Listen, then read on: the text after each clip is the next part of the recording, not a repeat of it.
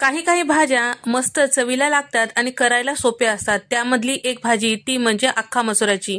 आज आपण महाराष्ट्रीयन पद्धतीची अख्खा मसुरा कसं करायचं ते पाहणार आहोत. 1.5 कप अख्खा मसुरा साधारण 4 तासापूर्वी स्वच्छ धुवून त्यानंतर त्यामध्ये पुरेसं पाणी टाकून भिजत ठेवलेलं होतं. धुते वेळेस 3 ते 4 पाणी बदलून धुवायचं, कारण यामध्ये थोडंसं जास्त असं काळपट वगैरे पाणी जातो, त्यासाठी 2-3 पाण्याने धुवायचं.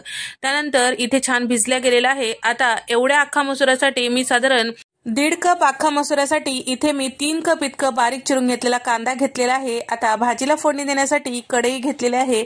आता कढईमध्ये साधारण 5 चमचे इतकं तेल टाकून घेतलेलं आहे. चमचाभर इथे मी जिरे टाकून घेतलेला आहे आणि सोबतच इथे मी घेतलेला आहे दालचिनीचा तुकडे छोटे घेतलेले आहेत आणि त्याचबरोबर 2 इथे मी तमालपत्र, 1 चक्री फूल, 3 ते 4 इथे मी हिरवी वेलची आणि 1 मोठी वेलची टाकून घेतलेला आहे.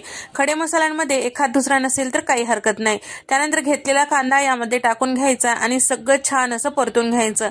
कांदा हलकसं गुलाबी रंगावर होईपर्यंत परतून घ्यायचा. गॅसचा फ्लेम मोठा ठेवला तर काही हरकत नाही. आदात मधात आपल्याला 1-2 वेळेस आपल्याला या पद्धतीने परतून घ्यायचा आहे. थोडंसं कांदा हलकसं भाजून झालं की त्यामध्ये पावडर मसाले टाकायचे आहे.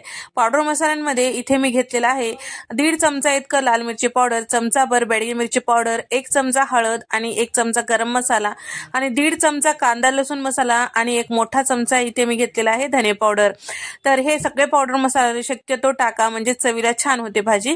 त्यानंतर इथे आपल्याला हे पावडर मसाले कांद्यामध्ये टाकून घ्यायचे. सगळे पावडर मसाले छान असं व्यवस्थित मिक्स करून घ्यायचं आहे. आता सगळं छान असं व्यवस्थित मिक्स झालं की यामध्ये टाकायचं आहे भिजून ठेवलेला जे अख्खा मसुरा होता ते, त्यामधलं एक्स्ट्राचं पाणी काढून टाकलेलं आहे. अख्खा मसुरा यामध्ये टाकून घेतलेला आहे आणि मी पाव चमचा इथे मी भाजलेले जिरेचे पूड टाकलेलं आहे, टाकायचं विसरलेलं होतं. त्यानंतर चवीपुरतं मीठ टाकून घेतलेलं आहे. ते सगळं छान व्यवस्थित मिक्स करून घ्यायचं. आणि आता हॉटेल किंवा ढाब्यावर पटकन हे अख्खा मसुरा शिजले जाते, तर त्यामध्ये एक सिक्रेट इन्ग्रेडियंट्स टाकलं जातं, तो म्हणजे 1 पाव चमचा इतकं खाण्याचं सोडा. त्यामुळे पटकन शिजल्या जाते आणि चवीला देखील मस्त होते.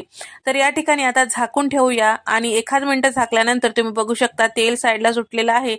पावडर मसाले सगळे छान असं शिजले गेलेले आहेत आणि त्याचबरोबर यामध्ये टाकायचं आहे पाणी. तर इथे मी साधारण 2 ते 2.5 ग्लास इतकं गरम पाणी करून घेतलेलं आहे. गरम पाणीच टाका, म्हणजे भाजी पटकन होते. आता भाजी शिजेपर्यंत आपल्याला तडका तयार करून घ्यायचा आहे. तर तडका पॅन मध्ये इथे मी साधारण 4 चमचे तेल गरम करून घेतलेलं आहे. पाव चमचा जिरे, अर्धा चमचा शहाजिरा यामध्ये टाकून घेतलेला आहे. अर्धा कप बारीक चिरून घेतलेला कांदा सुद्धा यामध्ये टाकलेला आहे. सुरुवातीला जे कांदा दाखवलेला होतं त्यापैकी मी थोडासा कांदा ठेवलेला होता, तेच टाकून घेतलेला आहे. अर्धा चमचा हिंग, 8 ते 10 कढीपत्त्याची पानं, थोडीशी कोथिंबीर आणि साधारण 1.5 चमचा इतकं ठेचून घेतलेलं आलं आणि चमचाभर त्याचबरोबर 1.5 चमचा इतकं ठेचून घेतलेला लसूण सुद्धा टाकून घेतलेला आहे. आलं लसूण या पद्धतीने तडक्यामध्ये टाकल्यामुळे भाजीला मस्त फ्लेवर येतो. तर हे तडका तयार झालेला आहे. सोबतच इथे मी 2 चमचे इतकं लोणी टाकून घेतलेलं आहे. बटर सुद्धा तुम्ही इथे वापरू शकता. गॅस बंद केलेला आहे. छान असं हे तडका तयार झालेला आहे. यामध्ये साधारण चमचाभर बेडगी मिरची पावडर टाकून घेतलेला आहे. त्यामुळे आपल्या भाजीला रंग मस्त रेस्टॉरंट स्टाईल किंवा ढाब्यावर मिळतो त्या पद्धतीची तयार होते. हे पूर्णपणे ऑप्शनल आहे. बेडगी मिरची तिखट नसते, फक्त रंग छान येण्यासाठी टाकलेला आहे. आता तयार केलेला तडका आपल्याला भाजीवर टाकून घ्यायचंय. तर चेक करूया आपलं हे अख्खा मसुरा शिजला की नाही. तर छान असं शिजल्या गेलेला तुम्ही बघू शकता. आता तयार केलेला जे तडका आहे यामध्ये टाकून घेऊया आणि झाकण लावूया. साधारण 1-2 मिनिटं छान असं वाफून घेऊया. सगळं जे आपण तडका तयार केलेला आहे भाजीमध्ये छान व्यवस्थित मिक्स झालेला आहे आणि 2 चमचे कसुरी मेथी हातावर चुरून यामध्ये टाकून घेतलेला आहे. आता हे सगळं छान व्यवस्थित मिक्स करूया आणि 1-2 मिनिटं शिजून घेतलं की इथे आपलं ढाबा आणि हॉटेलपेक्षाही मस्त भारी अशी अख्खा मसुऱ्याची भाजी तयार झालेली आहे. तर या पद्धतीची भाजी एकदा नक्की करून पहा, तुम्हालाही आवडेल. अशा पद्धतीची भाजी भाकरीसोबत, चपातीसोबत, भातासोबत, फुलक्यासोबत सगळ्यासोबतच मस्त लागते. नक्की ट्राय करून पहा. व्हिडिओ आवडल्यास व्हिडिओला लाईक करा, शेअर करा आणि सबस्क्राईब करायला विसरू नका. नंतरच्या रेसिपीमध्ये आपण भेट देऊया. तोपर्यंत नमस्कार, बाय.